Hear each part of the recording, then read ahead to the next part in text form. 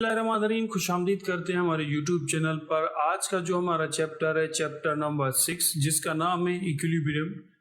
तो इस चैप्टर के अहम तरीन क्वेश्चन मैं आप लोगों के साथ इस वीडियो में शेयर कर रहा हूँ। वीडियो को पूरा देखिएगा। और दोस्तों, वीडियो में आगे बढ़ने से पहले आपसे ये गुजारिश है, रियान फोटो से यूट्यूब चैनल आप सब्सक्राइब कर लें ताकि आपको ऐसी अपडेटेड वीडियोस और कंफर्म जॉब्स की इन्फॉर्मेशन मिलती रहे। ठीक है, उम्मीद है आप हमें सब्सक्राइब करके हमें सपोर्ट करेंगे और हमारी वीडियोस को लाइक करेंगे। क्वेश्चन नंबर 1 है, movement of a force is also called. तो आइए इसका आंसर देखते हैं। आंसर है टॉर्क। मूवमेंट ऑफ फोर्स जो है उसको टॉर्क कहा जाता है। तो नेक्स्ट क्वेश्चन है हमारे पास, question number 2। Torque is the product of the force and. Torque जो है वो एक प्रोडक्ट है फोर्स का, और दूसरी कौन सी चीज है वो आपसे पूछी जा रही है। तो आइए इसका आंसर देखते हैं। आंसर है मूवमेंट आर्म। तो यहाँ पर टॉर्क का फार्मूला आप लोगों के साथ शेयर करना चाहूंगा। तो ये फार्मूला है, और फार्मूले भी काफी पूछे जाते हैं। तो ये फार्मूला जो है आप जरूर नोट कीजिए। टी से टॉर्क को डिनोट किया जाता है, आर से रेडियस, एंड एफ से जो है फोर्स, और sine theta equal angle between F and the lever arm. तो बढ़ते हैं नेक्स्ट क्वेश्चन की जानिब। क्वेश्चन नंबर 3 है, if F equal 20 and movement arm equal two, then torque is. तो आइए इसका आंसर देखते हैं। आंसर है 40 न्यूटन मीटर। तो क्वेश्चन में हमसे पूछा गया फोर्स इक्वल है वो 20 एंड मूवमेंट आर्म जो है किसके इक्वल है, वो 2 के। तो उसकी जो टॉर्क है वो क्या होगी। तो हमें जो आंसर मिला वो 40 न्यूटन मीटर मिला। तो यहाँ पर इस फार्मूले ने कैसे काम किया वो शो करना चाहूंगा। Torque force multiply by movement arm, given the force F is 20 unit and the movement arm is 2 unit. You can substitute these value into the formula. Torque equal to 20 multiply by 20. 20 को जो है वो 2 से हम multiply करेंगे, तो यहाँ पर जो है हमें आंसर मिलेगा 40। तो इस सीन में जो है वो मल्टीप्लिकेशन का काम होता है। अब बढ़ेंगे नेक्स्ट क्वेश्चन की तरफ। क्वेश्चन नंबर 4 है, a body at rest is said to be in. एक बॉडी है वो रेस्ट में है, तो उसको हम क्या कहेंगे। आंसर है स्टैटिक इक्विलिब्रियम। तो ये आप देख सकते हैं, net force on an object is 0 in the state of equilibrium. ये है स्टैटिक इक्विलिब्रियम, जो कि एक बॉडी है वो रेस्ट में है, और उसके ऊपर जो है वो कोई भी हम फोर्स नहीं लगा रहे। दोनों बॉक्सेस जो हैं वो इक्वली पड़े हैं। तो जो हमारे पास नेट फोर्स जो है वो 0 है। तो बढ़ते हैं नेक्स्ट क्वेश्चन की जानिब। क्वेश्चन नंबर 5 है, if a body does not come back to its original position when it is slightly displace, यानी स्लाइटली एक डिस्प्लेसमेंट हो जाती है, it is said to be is. तो उसको हम क्या कहेंगे। तो आइए इसका आंसर देखते हैं। आंसर है अनस्टेबल इक्विलिब्रियम। तो यहाँ पर पिक्चर के थ्रू आप लोगों को समझाना चाहूंगा इक्विलिब्रियम के टाइप्स कितने, स्टेबल, अनस्टेबल एंड नेचुरल। तो हमसे क्वेश्चन में पूछा गया, एक बॉडी है वो कम बैक नहीं करती अपनी ओरिजिनल पोजीशन पर, और वो जो है स्लाइटली डिस्प्लेस हो गई। तो हमें जो आंसर मिला वो अनस्टेबल इक्विलिब्रियम मिला। तो ये यहाँ पर आप तस्वीर के थ्रू भी देख सकते हैं। नेचुरल स्टेबिलिटी क्या है, अनस्टेबल क्या है, और स्टेबल क्या है। ये तीनों टाइप्स जो है इक्विलिब्रियम के आप देख सकते हैं इस तस्वीर के थ्रू। उम्मीद करता हूँ ये क्वेश्चन आपको क्लियर हो गया होगा। बढ़ते हैं नेक्स्ट क्वेश्चन की जानिब। दोस्तों, वीडियो में आगे बढ़ने से पहले आपसे ये गुजारिश है, रियान फोटो से यूट्यूब चैनल आप सब्सक्राइब कर लें ताकि आपको ऐसी अपडेटेड वीडियोस और कंफर्म जॉब्स की इन्फॉर्मेशन मिलती रहे। ठीक है, उम्मीद है आप हमें सब्सक्राइब करके हमें सपोर्ट करेंगे और हमारी वीडियोस को लाइक करेंगे। क्वेश्चन नंबर 6 है, a body is said to be in translational equilibrium if it linear acceleration is. तो आइए इसका आंसर देखते हैं। आंसर है 0। एक बॉडी जो है वो ट्रांसलेशनल इक्विलिब्रियम में है, अगर उसमें लीनियर एक्सेलरेशन आ जाए तो उसको हम क्या कहेंगे। तो हमें जो आंसर मिला वो 0 है। तो यहाँ एग्जांपल शो करना चाहूँगा ताकि आपको ये क्वेश्चन जो है वो क्लियर हो सके। Translational equilibrium, car at rest and constant speed, no change velocity. तो आप देख सकते हैं यहाँ पर। अब इस तस्वीर में जो एक तहरीर दर्ज है वो हमें क्या बता रही है? The linear speed is not changing with time, there is no resultant force and therefore zero acceleration. Translational equilibrium exist. जो लीनियर स्पीड है वो टाइम के साथ जो है वो चेंज नहीं होती और ना ही उसकी जो रेजुलेंट फोर्स है वो होती है। तो एक्सेलरेशन जो होगी वो जीरो एक्सेलरेशन होगी। जब भी कोई ट्रांसलेशनल इक्विलिब्रियम का क्वेश्चन आए तो आपने तो इस टाइप के जो है क्वेश्चन वो एसपीएससी निकालता है और इस क्वेश्चन को जो है आपने ज़रूर नोट करना है। और ट्रांसलेशनल इक्विलिब्रियम का आप लोगों को इल्म हो गया होगा। तो यहाँ पर हमसे क्वेश्चन में यही बात पूछी गई कि इट्स लीनियर एक्सेलरेशन इज। तो यहाँ पर थोड़ी सी एक्सेलरेशन हो भी जाए फिर भी वो जीरो ही कहलाई जाएगी। तो उम्मीद करता हूँ क्वेश्चन आप लोगों को जो है वो क्लियर हो गया होगा। बढ़ते हैं नेक्स्ट क्वेश्चन की जानिब। क्वेश्चन नंबर 7 है the SI unit of torque is. तो आइए इसका आंसर देखते हैं। आंसर है न्यूटन मीटर। नेक्स्ट क्वेश्चन है हमारे पास question number 8, if the direction of the parallel force is the same they are called. एक डायरेक्शन है पैरेलल फोर्स की जो कि वो सेम है तो उसको हम क्या कहते हैं? तो आइए इसका आंसर देखते हैं। आंसर है लाइक पैरेलल फोर्स। तो यहाँ पर एग्जांपल शो करना चाहूंगा विथ पिक्चर ताकि ये क्वेश्चन जो है आप लोगों को क्लियर हो सके। लाइक पैरेलल फोर्स आप देख सकते हैं। तो क्वेश्चन में हमसे पूछा गया the direction of the parallel force is the same. तो यहाँ पर डायरेक्शन जो है पैरेलल फोर्स की वो सेम है तो ये कहलाई जाएगी लाइक पैरेलल फोर्स।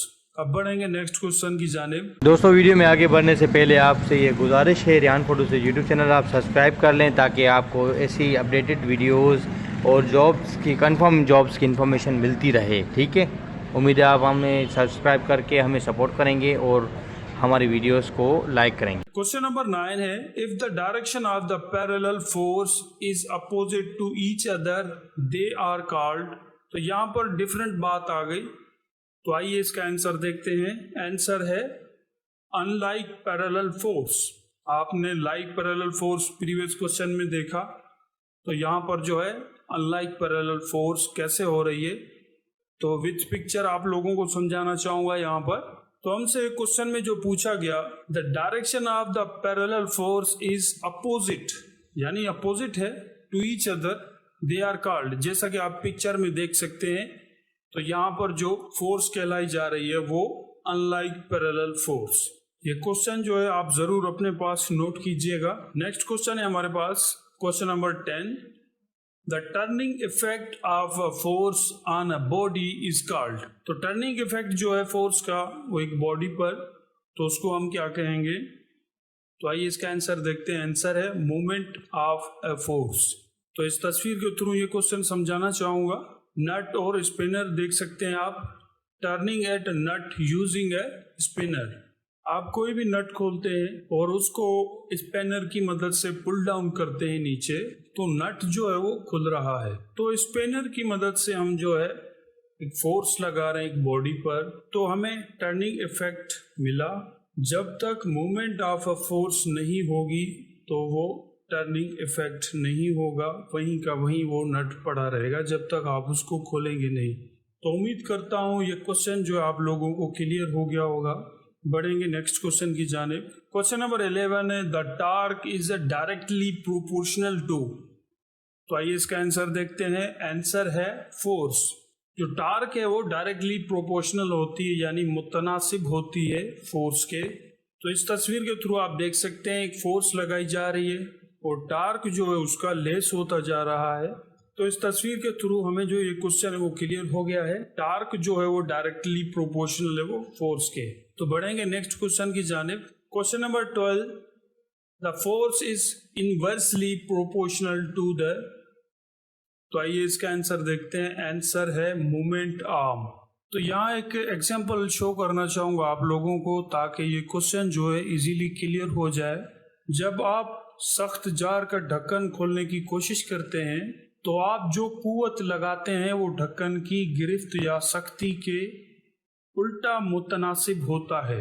जैसा कि क्वेश्चन हमसे पूछ रहा है the force is inversely proportional the. तो बात करेंगे आगे, अगर ढक्कन बहुत सख्त है तो आपको मुजामत पर काबू पाने और उसे मोड़कर खोलने के लिए ज्यादा ताकत लगाने की जरूरत है।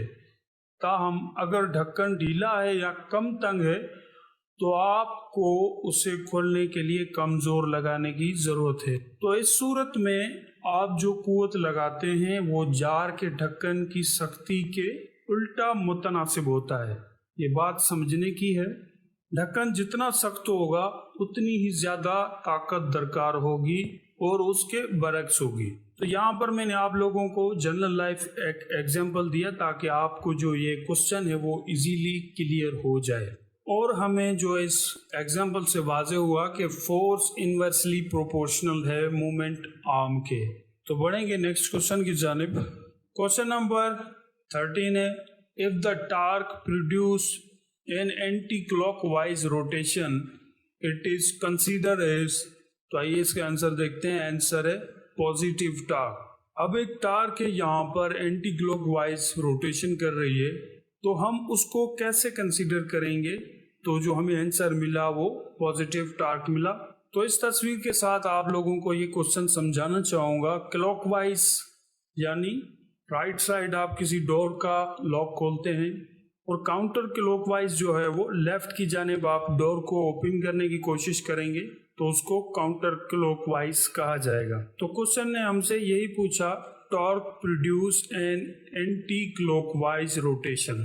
तो ये हो गई पॉजिटिव टार्क। विथ पिक्चर आप देख सकते हैं। उम्मीद करता हूँ ये क्वेश्चन जो है इजीली क्लियर हो गया होगा आप लोगों को। दोस्तों वीडियो में आगे बढ़ने से पहले आपसे ये गुजारिश है रियान फोटो से यूट्यूब चैनल आप सब्सक्राइब कर लें ताकि आपको ऐसी अपडेटेड वीडियोस और जॉब्स की कंफर्म जॉब्स की इन्फॉर्मेशन मिलती रहे। ठीक है, उम्मीद है आप हमें सब्सक्राइब करके हमें सपोर्ट करेंगे और हमारी वीडियोस को लाइक करेंगे। क्वेश्चन नंबर 14 है if equal 20 newton metre and d equal 3 metre then f equal। तो आइए इसका आंसर देखते हैं। आंसर है 6.66 न्यूटन। तो इस फार्मूले ने कैसे काम किया तो आइए देखते हैं। इस 20 न्यूटन मीटर जो हमें टार्क मिली वो 20 न्यूटन मीटर मिली। मूवमेंट आर्म जो है वो d से डिनोट किया जाता है वो है 3। We can use the formula to find the force. तो हम ये फार्मूला जो है यूज करेंगे तो हमें जो है फोर्स मिले। To find F we rearrange the equation. तो हम यहाँ पर इक्वेशन जो है वो रीअरेंज करेंगे ताकि हमें फोर्स जो है मिल सके। F equal 20 newton metre divide by 3 metre. तो यहाँ पर जो हमें फोर्स मिली 6.66 न्यूटन मिली। तो बताने का मकसद यही है। तो इस फार्मूले में जो है वो डिवीजन काम कर रही है। तो ड्यूरिंग अ टेस्ट आप कॉपी पर जो है टाइम बचाने के लिए डिवाइड कर लें इजीली तो आपको जो है वो आंसर मिल जाएगा। क्वेश्चन नंबर 15 है when two equal opposite and parallel force act at two different point of the same body they form a. तो आइए इसका आंसर देखते हैं। आंसर है कपल। तो क्वेश्चन में हमसे पूछा गया when two equal opposite and parallel force. ये दोनों जो फोर्सेस हैं वो इक्वल हैं। Act at two different.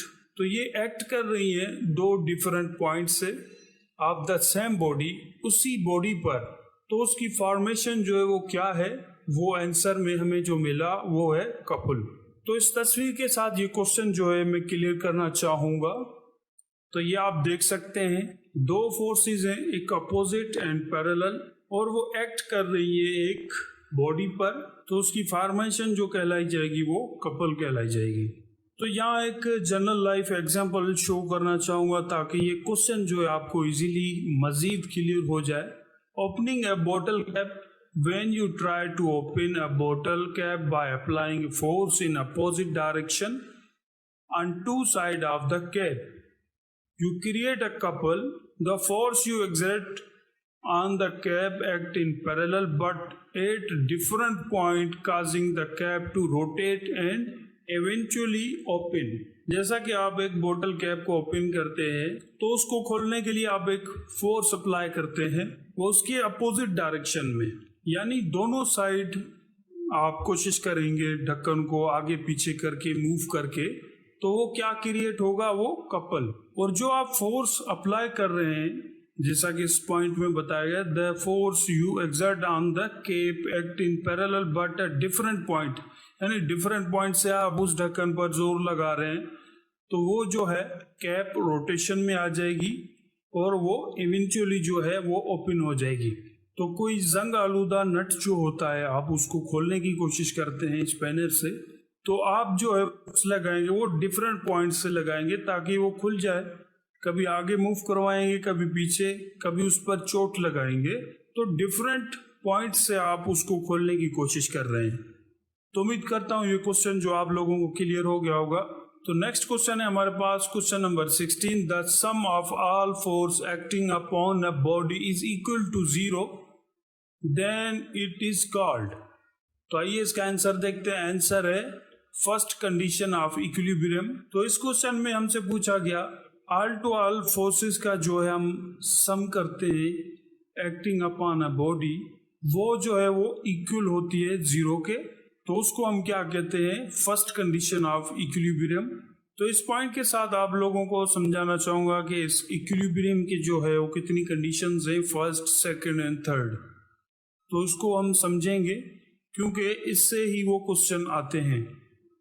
First condition of equilibrium वो है translational, and second condition of equilibrium वो है रोटेशनल, और थर्ड कंडीशन ऑफ इक्विलिब्रियम जो है वो स्टेबिलिटी है। तो इसकी हम डिस्क्रिप्शन पढ़ेंगे। तो फर्स्ट कंडीशन ऑफ इक्विलिब्रियम की डिस्क्रिप्शन पढ़ेंगे, the vector sum of all external force acting on an object must be 0। External forces जो है हम एक्ट कर रहे हैं किसी ऑब्जेक्ट पर, वो मस्ट बी 0, यानी 0 होनी चाहिए। सेकंड कंडीशन हमें क्या बता रही है, the vector sum of all external torque movement acting on an object must be 0। यहाँ पर टॉर्क की बात की गई है, तो यहाँ पर sum of all external torque movement act करती है किसी ऑब्जेक्ट पर, तो उसको भी 0 होना चाहिए, मस्ट बी 0। तो थर्ड कंडीशन जो हमें क्या बता रही है, an object is in stable equilibrium if when displaced it tends to return to its original position। तो एक ऑब्जेक्ट है वो स्टेबल इक्विलिब्रियम है, अगर वो डिस्प्लेस हो जाता है देन रिटर्न हो जाता है वो अपनी ओरिजिनल पोजीशन पर। तो ये थर्ड कंडीशन ऑफ इक्विलिब्रियम हुई। तो उम्मीद करता हूँ आप लोगों को ये जो क्वेश्चन है वो इजीली क्लियर हो गया होगा। और हमारा जो नेक्स्ट चैप्टर होगा वो है सर्कुलर मोशन एंड ग्रेविटेशन। तो इंशाल्लाह ये जल्द से जल्द इसकी भी वीडियो आप लोगों के साथ शेयर करूंगा, और मेरी पूरी कोशिश है कि एसपीएससी की डेट से पहले फिजिक्स के जो सारे क्वेश्चन हैं चैप्टर वाइज जो मैं आप लोगों के साथ शेयर कर रहा हूँ, वो सारी की सारी वीडियोस जो हैं वो टेस्ट डेट से पहले अपलोड कर दूँ। तो इंशाल्लाह नेक्स्ट चैप्टर के साथ आपकी खिदमत में हाजिर होंगे। तब तक के लिए मुझे इजाज़त दें। दोस्तों वीडियो में आगे बढ़ने से पहले आपसे ये गुजारिश है, रियान फोटो से यूट्यूब चैनल आप सब्सक्राइब कर लें ताकि आपको ऐसी अपडेटेड वीडियोस और जॉब्स की कंफर्म जॉब्स की इन्फॉर्मेशन मिलती रहे। ठीक है, उम्मीद है आप हमें सब्सक्राइब करके हमें सपोर्ट करेंगे और हमारी वीडियोस को लाइक करेंगे।